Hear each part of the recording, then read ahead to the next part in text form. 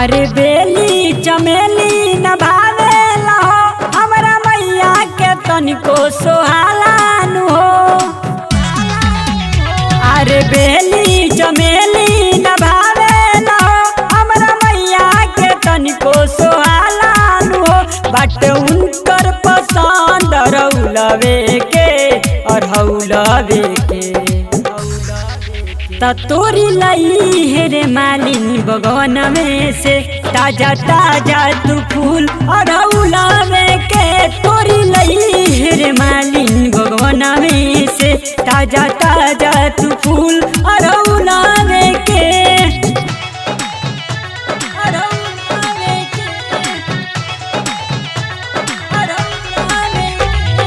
DJ Sonu Motihari.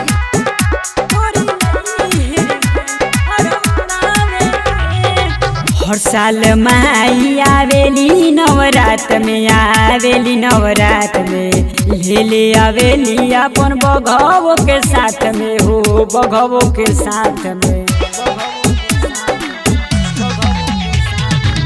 महिमा बाउन कर भारी हो सबका के देली सवारी हो। सुना गोदी भरेली बजनियों के, बजनियों के। तूरी लई हिर मालिन बगवन में से ताजा ताजा तू फूल अढ़ौलावे के। तोरी लई हिर मालिन बगवन में से ताजा ताजा तू फूल अढ़ौलावे के।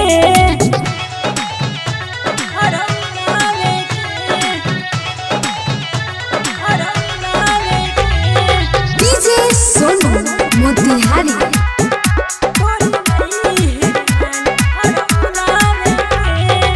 सबका से प्यारी बारी मैया जी हमार हो, मैया जी हमार हो। करेली पूरा सबके दिल के अरमान हो, दिल के अरमान हो। गावेला अनु भजनिया हो सुनाए मालिन कहानिया हो। संग में ले लिया अपना सजनों के, सजनों के। तोरी लई हिर मालिन भगवन में से ताजा ताजा तू फूल अढ़ौलावे के। तोरी लई हिर मालिन भगवन में से ताजा ताजा तू फूल अढ़ौलावे के। Kunti recording studio Maker.